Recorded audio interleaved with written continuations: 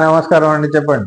ఈరోజు మన ఇక్కడ ఉన్న కాలనీ వాళ్ళకు దగ్గరలో ఉండే వాళ్ళకి కానీ ఎక్కడెక్కడ ఈ టెస్టులు ఫ్రీగా టెస్ట్ చేశారు సార్. మీ ఎక్స్పీరియన్స్ ఏంటి, మీరు ఏం చేస్తారు సార్? ఇది నా హాస్పిటల్ 25 years బ్యాక్ ఎస్టాబ్లిష్ చేశాము. ఇప్పుడు సిల్వర్ జూబ్లీ సెలబ్రేషన్ చేస్తున్నాము. దానికోసం క్యాంప్ పెట్టాను టూ డేస్ కోసము. ఇవాళ రేపు అంటే 24th and 25th May camp పెట్టాము. ఈ క్యాంప్లో ఫ్రీ కన్సల్టేషన్ చేస్తున్నాము. ఫ్రీ సర్జరీస్, క్యాట్రాక్ట్ సర్జరీ కూడా ఫ్రీ చేస్తున్నాము. హెల్త్ కార్డ్ అనేది ఒకటి ఇష్యూ చేస్తాము పేషెంట్లకు. ఆ హెల్త్ కార్డ్ తీసుకునే వాళ్ళు వస్తే 2 years వరకు from the date of issue 30% concession దొరుకుతుంది వాళ్ళకు, కన్సల్టేషన్ మీద అయినా సర్జరీస్ మీద అయినా. ఇది ఇవాళ మేము ఆఫర్ చేస్తున్నది. సరే,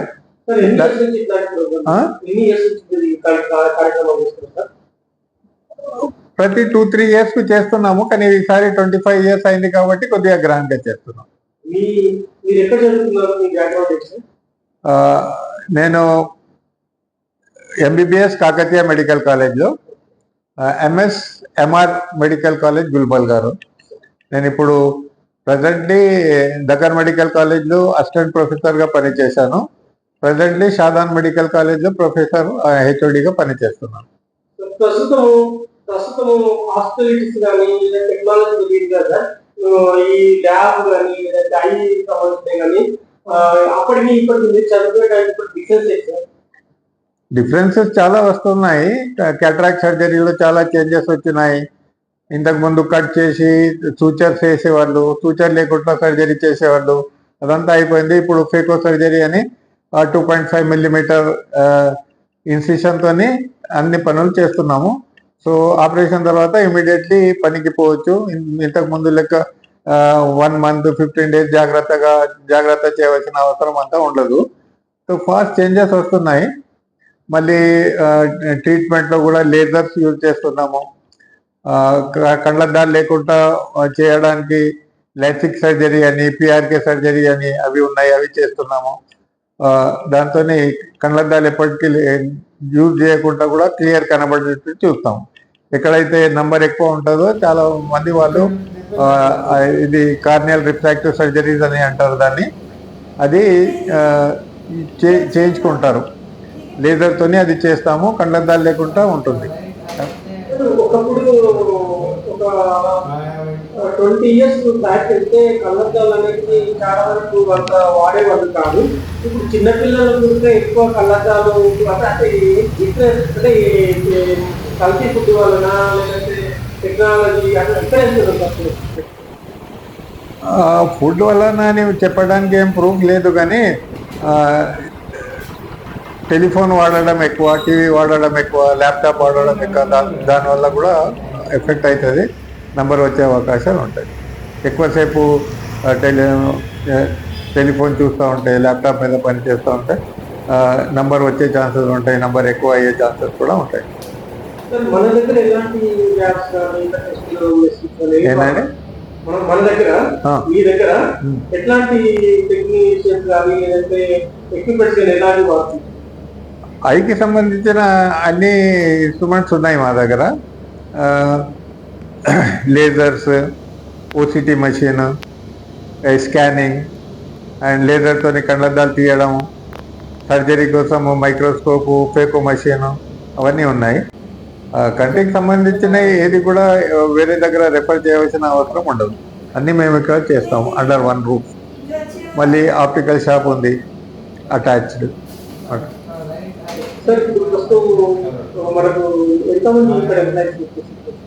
ఎంప్లాయీస్ 5 members ఎంప్లాయీస్ ప్రెసెంట్ ఉంటారు. సార్ మీకు హాస్పిటల్ పెట్టాలని ఏంది హాస్పిటల్ పెట్టాలని ఎట్లా అంటే ఆల్రెడీ ప్రొఫెసర్ అన్నారు, తర్వాత డిఫరెంట్ ప్లేస్ లో ఆల్రెడీ జాబ్ అన్నారు, ఒక హాస్పిటల్ రన్ చేయాలని ఎట్లా? ప్రొఫెసర్ అయిన ఎడ్యుకేషన్ లో ఉన్నప్పుడు మార్నింగ్ అవర్సే ఉంటాం కదా, 2 o'clock 3 o'clock తర్వాత ఫ్రీ అవుతాము. అండ్ ఈవినింగ్ ఉండాలి హాస్పిటల్, మన ఓన్ హాస్పిటల్ ఉండాలని అనుకున్నాము. దానివల్ల థియేటర్ అది ఇది ఎస్టాబ్లిష్ చేసినాము. ఇప్పుడు 25 years నుంచి నడుస్తుంది హాస్పిటల్ కూడా. మెడికల్ ఎడ్యుకేషన్ లో 25 కన్నా ఎక్కువ, 30-35 years నుంచి ఉంది ఉన్నాను. కానీ నా ఓన్ హాస్పిటల్ 25 years నుంచి ఉంది. ఫ్యూచర్ లో ఇలా ప్రోగ్రామ్స్ కానీ పబ్లిక్ అవేర్నెస్ ప్రోగ్రామ్ ఇట్లాంటి అమ్మా ఫ్యూచర్ లో ఇట్లాంటి కార్యక్రమాలు ఇట్లాంటి కార్యక్రమాలు చేస్తూ ఉంటాము. పబ్లిక్ అవేర్నెస్ కోసము గ్లాకోమా అవేర్నెస్ అని, మయోపియా అవేర్నెస్ అని, అవి డిఫరెంట్ డేస్ ఉంటాయి. ఆ డేస్ లో పర్టికులర్లీ ఆ రోజు ఏం చేయవలసిందో ఉంటుందో అది చేస్తూ ఉంటాం. లాస్ట్ క్వశ్చన్ సార్, ఒక కళ్ళకు కళ్ళద్దాలు లేకుండా ఒక మనిషి తీసుకోవాల్సిన జాగ్రత్తలు ఏంటి? డైట్ మిక్స్ ఉండాలి, వెజిటేబుల్స్ ఫ్రూట్స్ ఎక్కువ ఉండాలి, మిల్క్ అండ్ ఎగ్ ఎక్కువ ఉండాలి యూజ్ చేయాలి. అండ్ టెలిఫోన్ ల్యాప్టాప్ కొద్దిగా టైం కట్ చేయాలి. ప్రస్తుతం ఉన్న ట్రెండ్ ఎక్కడ వెళ్తుంది సార్ అసలు? అంటే ఓకే టెక్నాలజీ పెరిగిందని బాధపడాలా, లేదంటే తగ్గిందని అనాలా, ఏంటి సార్?